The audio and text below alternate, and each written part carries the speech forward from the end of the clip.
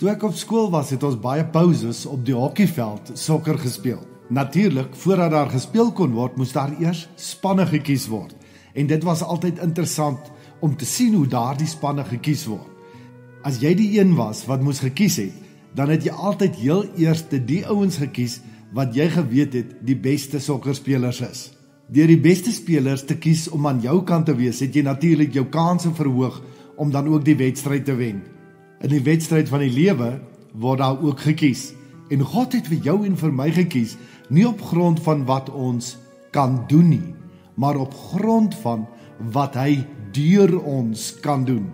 Vir hom gaan dit nie oor hoeveel gawes en talente en allerlei ander vaardighede ek en jy het nie. Dit gaan vir hom daaroor of ek en jy bereid is om sy gees toe te laat om deur ons te doen dit wat hy wil hê ons moet doen, om sy gameplan vir die lewe te volg. En dit is dan, wanneer ek en jy by sy gameplan hou, dat ons verstom en verbaas staan saam met die wêreld, wat hy ook deur ons wil doen. Wonderwerke in sulke ritse. Dit was my so pragtig in die wêreldsokkerbeker, dat die spanne wat bo uitgekom het, nie spanne was wat hulle hele speelpatroon gebou het rondom sekere sleutelspelers nie.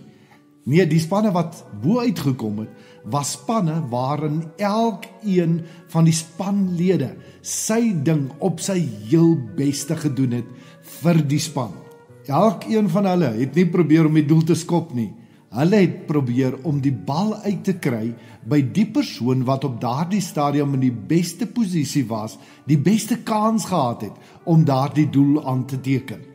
Hulle het duidelik verstaan, dit gaan nie oor persoonlike eer, jou foto op die voorblaaie nie. Dit gaan oor die land wat ek verteenwoordig se eer, en dat hulle daardie wêreldbeker vir hulle land omhoog sal kan lig. Einstein het baie interessant gesê. Hy het gesê, there are only two ways to live your life. One is as though nothing is a miracle. The other is as though everything is a miracle. Weet jy wat is vir my die wonderlikste van die God wat ek en jy aanbid?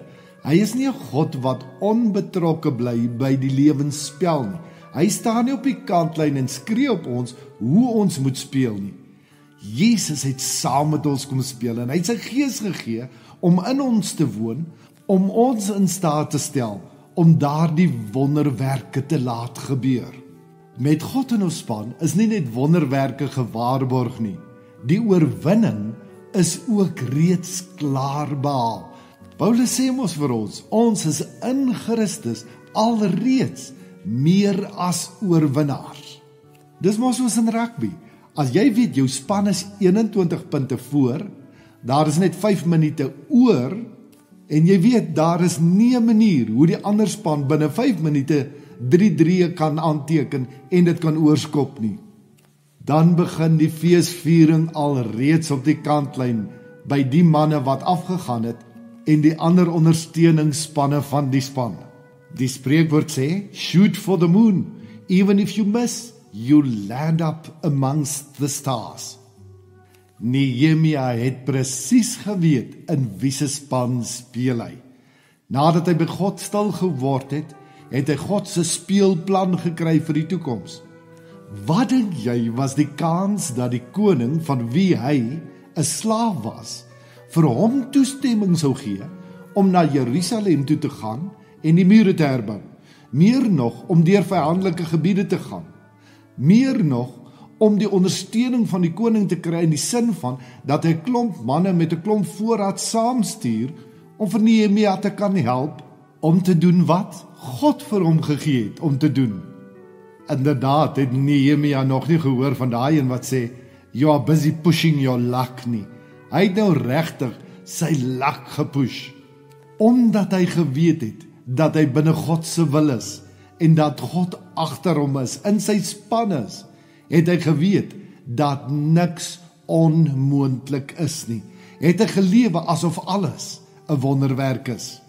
God het nie verander nie. Hy sê ek en jy is deel van sy wenspan en hy nooi jou en my uit om vandag hierdie lewensspel volgens sy gameplan saam met hom te speel. Die Here seën vir jou.